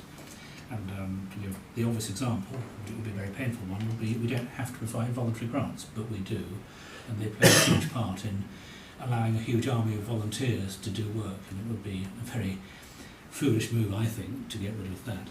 But really we were trying to lay the groundwork for some potentially very difficult decisions, because the officers were aware that our business rate income, which is 2 million a year out of a total income of 30 million, was in jeopardy because of the government's continued attempts to keep public spending under control and the wish, I think, to redistribute income from the supposedly wealthy south to the less wealthy north. So what we've been working on was in the medium-term financial strategy for last year was the assumption that perhaps over 3 years we would lose £2 million of income. And when you think that in very rough terms we have 10 million from council tax and a bit under 10 million from both fees and charges and then from other income, council tax is only a third of that. And the other worrying thing is that our costs inflate over 30 million of costs. We are a £30 million business. At roughly speaking, £500,000 to £600,000 per annum just through inevitable inflation. And yet council tax, which is the one thing that we can control directly, we can only put up by about 300,000 a year. So there's a structural deficit of about 300,000 a year, which we also have to find answers to. And as we said, it was very useful being able to work closely with the officers, get a much greater understanding of the council's finances. And we hope very much to continue with it. Workstream 3 is actually perhaps the most detailed section, where we'll be repeating workstream 1 in a sense, but going into for much more detailed questions of the heads of service. And trying to get, a much clearer feel for just how realistic some of the income generating projects are, or cost savings projects are, trying to get hard numbers and a much clearer idea of when they can be delivered. Thank you, Councillor Mulliner. Hopefully that is helpful to new councillors who are here in terms of what it actually really means and what everyone is trying to achieve, because as you know, we do face some really hugely significant challenges, but it's about trying to find also the right balance. Councillor Martin? Would it be fair to say, perhaps the question should really be directed to Councillor Monarch, that this has been essentially investigatory so far, the next stage, which is the critical stage, is really trying to find ways and innovative ways to actually save money. I think that would be a reasonable portrayal of it. Or increase income. Or increase income, yeah. Or both. Yes, it will be both. You know. So it's a pretty important. Really, that's what we need to be thinking about within our mindset, isn't it? Yeah, and this is a pretty important subgroup in terms of trying to save money or raise income for the council. Okay. Does anyone else want to ask a question about this or comment at all? Councillor Hyman? Chairman, thanks. Yes, I think, as Yasmin said, we've got housing O&S tomorrow, well not personally, but we as council have housing O&S tomorrow evening, and we don't want to prejudice the inclusion of members from the housing O&S, because obviously a big part of this is, a big part of our of the council's finances is the housing revenue account. So I mean, can you tell, are they taking part in, is this budget strategy looking at HRA as closely as the general fund or not? No, the housing revenue account has a 30-year business plan that they have their own processes that are willing to deal with. We're only interested in where there's crossover with support service between the two. Councillor Martin. Thank you. Could I make a proposal? It would seem to me that Councillor Mulliner has led this for the last year or two, and to get some continuity, it would sound to me to be a very good idea that he should continue in that role. I'm not sure how many members would come from each committee, but it would certainly seem to me to be a very sensible move if we were to propose just that. Two from environment. And in my absence, I was, as a substitute, I was suggested at the community wellbeing, well, a sub on that. But I could be on this, or the best thing for me to do is sit back because we have somebody from housing who wants to, and then I can reflect, because it comes before us here anyway. But well, we should have people from this committee. If I were to go on, I think it would be very sensible also that Councillor Hyman is a part of the overall committee, whether it's from this committee or from some other committee, I don't think it matters, but I think he would be a very essential part of it. I don't want that to stop anybody else here from... Well, I don't think it will stop anyone, Councillor Hyman, but I think if you're keen to be a part of this, I mean, I would also like to see Councillor Mulliner having a part as well. He's indispensable, Chairman. He is indispensable, I'm afraid, because he's got to face it. But we do invite his comment.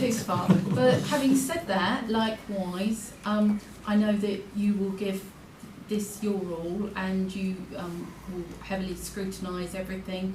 And if anyone reads their papers, we will know that you do.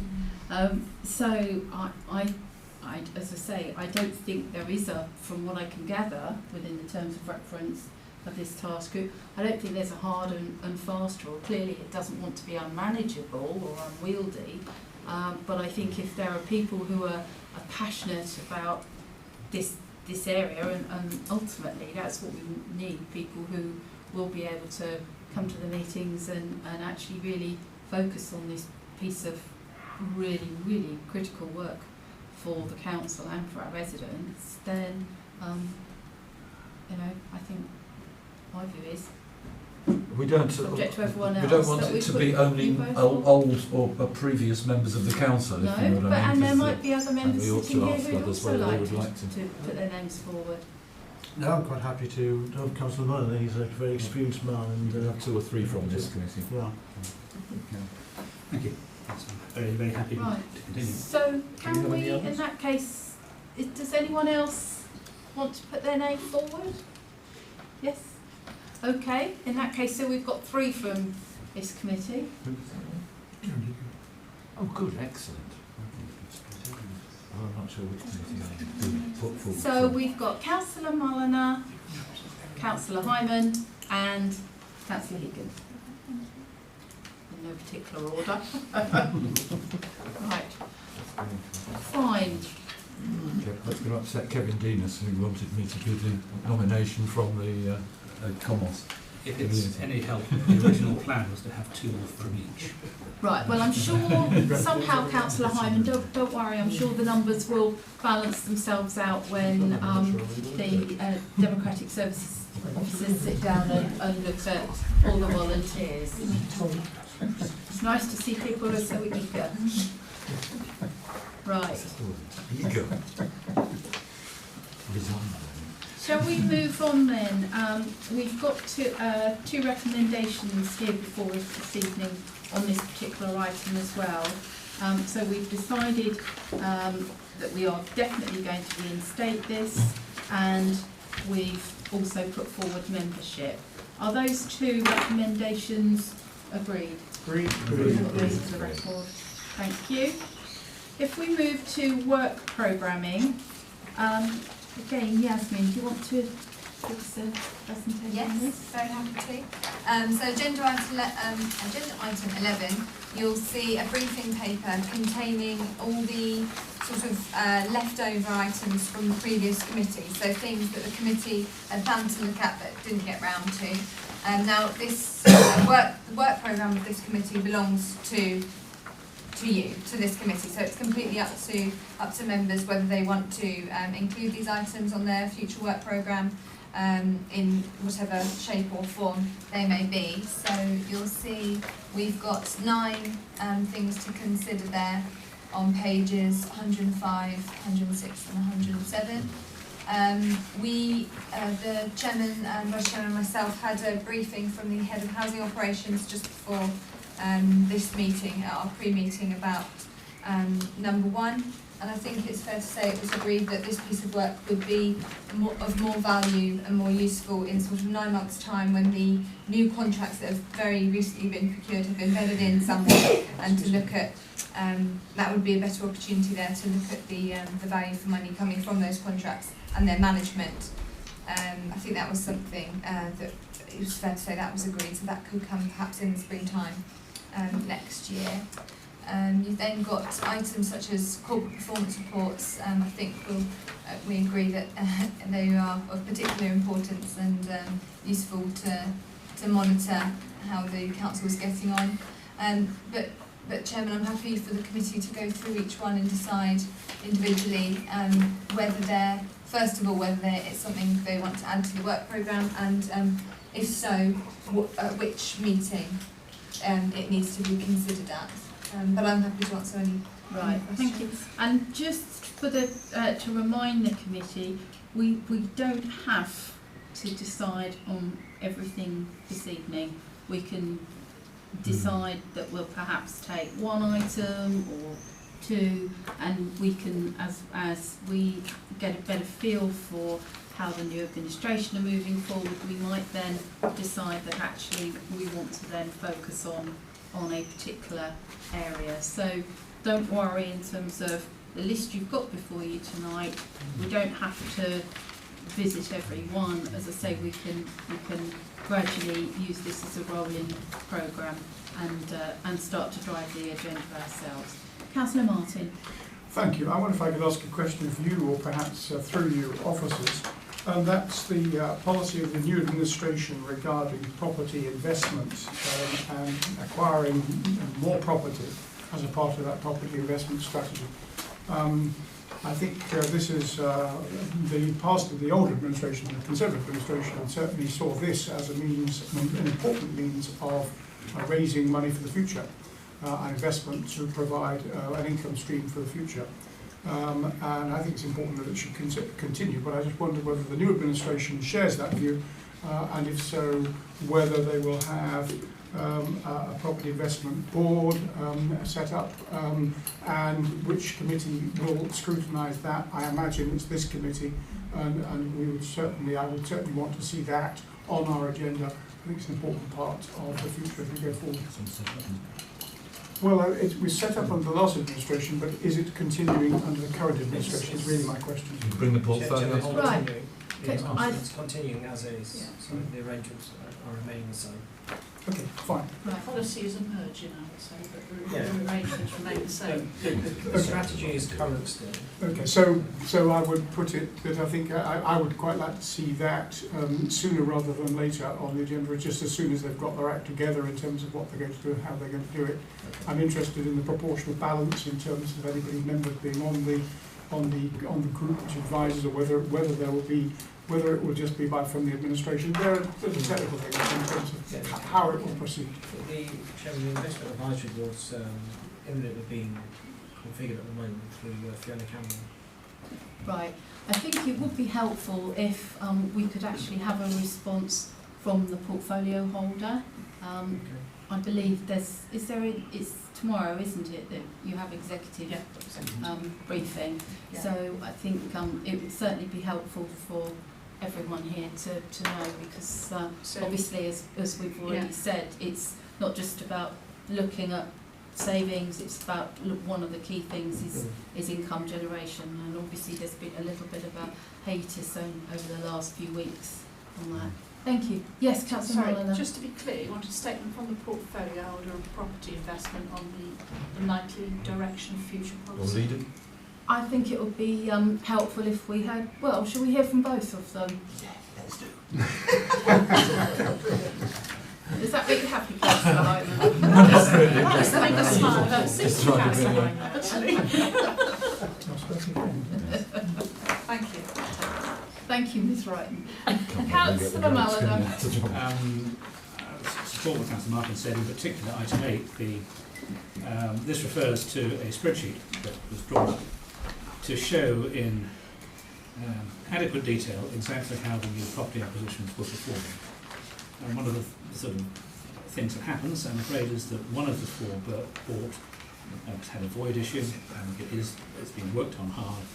But we realised just how complicated the cost structure of the property acquisition is, both when you buy it and also the hidden costs which affect what the income is. And so it's very important to show the true net income. And also to show, frankly, the good news when the rents go up, because some of those properties have had quite sharp rent increases. And it just seemed to us a very good thing to have something which we could look at the leisure and ask questions on at the meeting on a regular basis, so that, as Councillor Martin says, I think we all agree, property investment could be a very important part of our income and growth strategy, but it does carry risks, and it's important that on this committee in particular we're all aware of the scale of those risks. Councillor Hyman. Yes, thank you, Chairman. You're quite right. We don't have to decide exactly what we're doing now. In fact, we want to see the executive's programme before so that we can then fill our time in scrutinising things that they intend to do. But running through the list very quickly, I think number 1, Yasmin, you mentioned it's the kitchens and bathrooms stuff. I'm quite sure that should best go through housing anyway, rather than through ourselves if it's coming forward. So I would suggest that we pass that one on to housing for tomorrow. We have the corporate performance reports. What the question in there is, when we get our bundle of papers, do we want only the ones that apply to us, or do we want all of the ones as we have in this, which makes the documents a lot thicker and a lot more printing?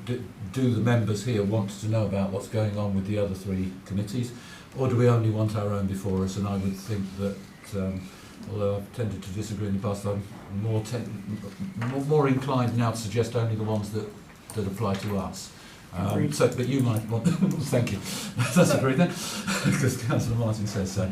No, but you do need to ask the committee in that respect what they would like, or whether they want to think about that till next time. Workforce profile and customer service programmes, I don't think that we need to give those a priority over what might be coming forward. Right, Councillor Hyman. Miss Norrie wanted to come back on... I apologise. Just on the performance report, if I may. I think that it comes as a package. I think, I think you'd be better off having the whole thing, because to split it up needs a lot of work, and I think it would, it is better as a report. I think also one of the other points is that sometimes there is overlap, but also there might be something going on in a service that could impact on our committee. So in terms of having, a better feel in terms of the overall picture, you are quite right in terms of there is more printing, although hopefully more of us are getting into having it electronically as well. But I think realistically, from the point of view of, absolute transparency in our role as scrutineers here, we would be better to have the report in its entirety. Can you say, I agree with you. I think we need to see all 4 structures. Okay. Right. Sorry, carry on, Councillor Hyman. 5 and 8 on our list here on page 106, 107, we're still on. 5 and 8 go together, I think. Councillor Mulliner, I think, is very keen that we keep an eye on that, as I am. I think that it's really important that we perhaps do, as Councillor Mulliner, I think, and you, Chairman, were suggesting, get the portfolio holder and or the leader in front of us at the next meeting to explain the strategy and what direction we might be taking, so we know whether we want to put it on our agenda as an item for full scrutiny or to monitor it on a meeting by meeting basis. The fees and charges is really important, because that could well be a big issue coming up. So item 6, or number 6 on the list.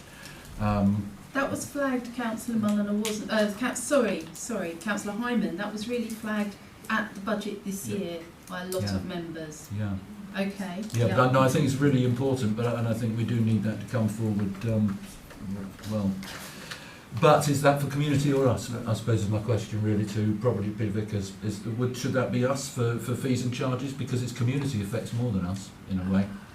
The fees and charges are spread across a lot of portfolios actually. So the aim would be that would be coming under the commercial strategy that I'll bring forward, definitely as part of this committee. So we'll be covering it. Yeah. Brilliant. Okay. In that case, I think the last one on there, Brightwell's Yard, with the progress that's being made and where it's going, I think now is a good idea.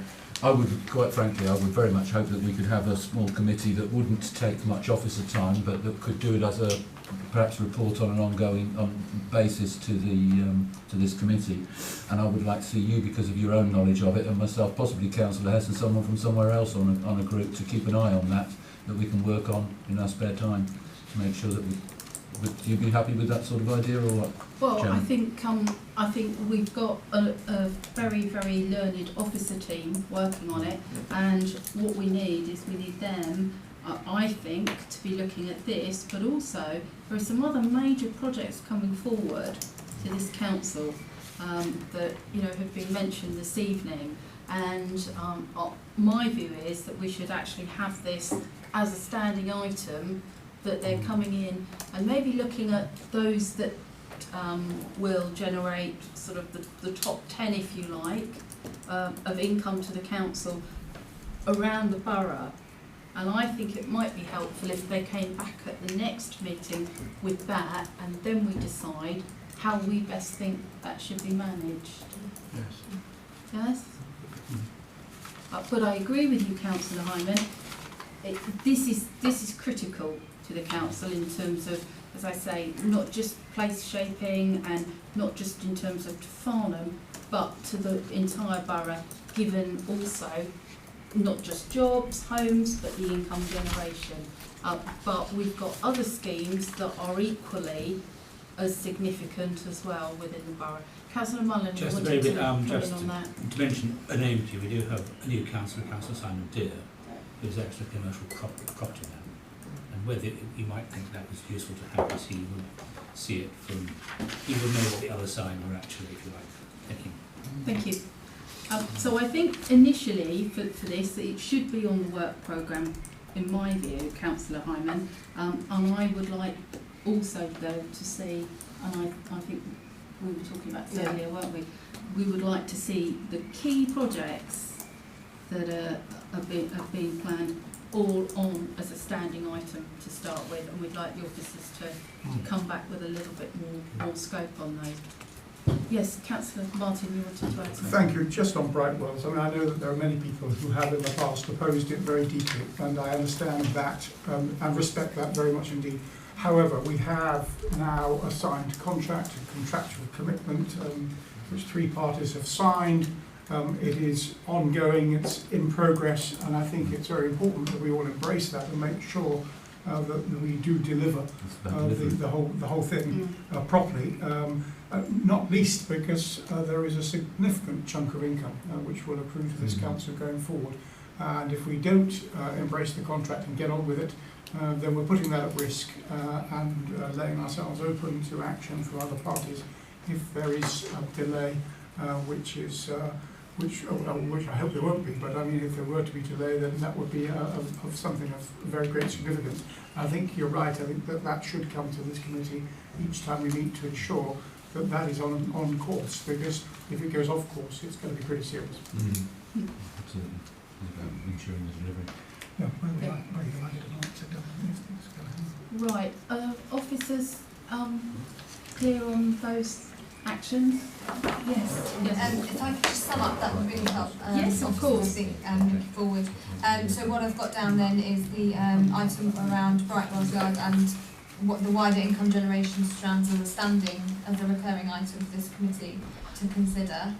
Councillors have talked very expressively about property and having portfolio holder members address this committee in some form or another about the direction that they expect properties to take. Kelvin's talked about the commercial strategy and how fees and charges review would be wrapped up in this. Is the, depending on timescales, Kelvin, I don't know if that would be something this committee could consider, commercial strategy.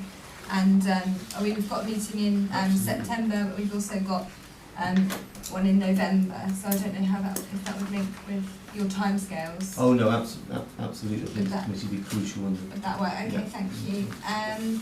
We talked earlier about the Economic Development Strategy Action Plan that I think I've had jotted down for November at some point, or it's around about that time. Correct, that works. Thank you. And then of course the annual complaints item as well. There's just one thing we haven't covered, which is number 3, the workforce profile report. I just wanted to get a bit of a steer from the committee if this is something that it's still hopes to see on its agenda at some point. It was of particular concern or particular interest to the previous committee, but it's something that officers do anyway, I think. And Councillor? I would suggest that we just see it annually. But I don't think we'd want to see it more frequently. No. Okay, thank you. That's really helpful. Thank you. Yes. No, I was going to say exactly the same thing. Particularly in light of the fact that there's going to be major changes with staff in any case, Yes. which is going to have a significant impact on profile. Yes, Chairman, I mean, it's the smooth running of the council is very much down to how happy our staff are and how we're managing them. So I would very much hope that if there's any problems, they can come to us. That the items should come to us on whenever problems arise. It is something also that we are going to have to consider as part of the change programme. So it's going to be within that. I would very much expect. I think we'll be looking at the impact on the workforce as we go along virtually every meeting here, won't we? And it features in its own work stream as well about how we utilise our staff and utilise assets. Thank you. Councillor Martin? Only just in reply to Councillor Hannah, that comes before the executive from time to time anyway, and one of our jobs is to keep an eye on what the executive are doing and seeing. So I think if there is a problem, I'm sure that we can add it to the agenda. Anyone else? No? Right. Okay. So, last item, committee work programme. Thank you, Chairman. So this is just, as you'll see, section A and B are clear at the moment because we've now just decided what we want to put on them. So section A is for work programming looking forwards. All those items I've just listed will feature on there. Section B, obviously we picked up Budget Strategy Working Group again, so that will feature on there. And then section C is sort of backwards looking at the recommendations and outcomes of this committee previously. So that's just to make sure that all the outcomes this committee and recommendations this committee makes are kept track of and kept sort of in the minds of officers and implemented. So that's what the work programme is, and that will feature on every single item going forward. Thank you, Chairman. Thank you, Yasmin. Any comments on that? Anyone around the table? Councillor Martin? Thank you. I see that the community infrastructure levy arrangements are not due to come to us until November, but I suppose that's only, is it 1 meeting or 2 meetings away when it goes to the next meeting? 2 meetings away. Page, sorry. Sorry, I'm looking at page 113 in terms of section C of what we've just 2 meetings time. And I guess that I guess that may well be going to full council or with political representation on such a committee and things of that sort. I'm not sure where we go on that. So the those proposals have actually gone to executive, and they did go to council. You're right, they did move on to council. So this committee considered that item in November. I'm not aware if there's anything else still related that needs to be considered by I guess, the Chairman, I'm committee. just interested again as to whether the new administration are going to change any of those arrangements, and if they were to, then I would like to make sure that we get to see that pretty quickly. Okay, thank you. The community infrastructure levy is a pretty important thing going forward. It takes time to build up, but in 3 or 4 years' time, that the amount of money that's coming before that committee for consideration would be and could be quite considerable. And I think we would need to apply some considerable expertise to ensuring that we get the whole process right. Would you be good enough, given the question from Councillor Martin, and I think obviously SIL is something that was quite new to some members here, again is really important for the entire borough. Do you think you could go back and again have this clarified as feedback from us to the executive briefing tomorrow, please, so that we're a bit clearer on in terms of where this is going and on what is planned. Okay, so any future plans for SIL? For the actual sort of governance of SIL and that aspect of things. I think, Chairman, we hadn't quite put it to bed, as I recall it. I mean, I think we were 90% of the way there or something of that sort. So there were still some loose ends to tie up. But what I'm most interested to hear is whether there was any change of direction or change of thought with the new administration. And if so, then we would want to scrutinise that, in my view, Madam Chairman.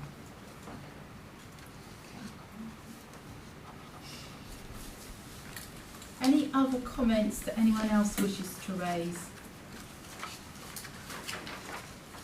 No? Well, in that case, we have no other items on the agenda this evening. There is no exclusion of the press or public. So can I take this opportunity to thank all of you, fellow councillors, but also all the officers who have come along this evening to the meeting, and all of you who took time to present to us as well and answer all our numerous questions. But thank you very much, and that now closes the meeting. Safe journeys home, everyone. The microphone's still on. Speak.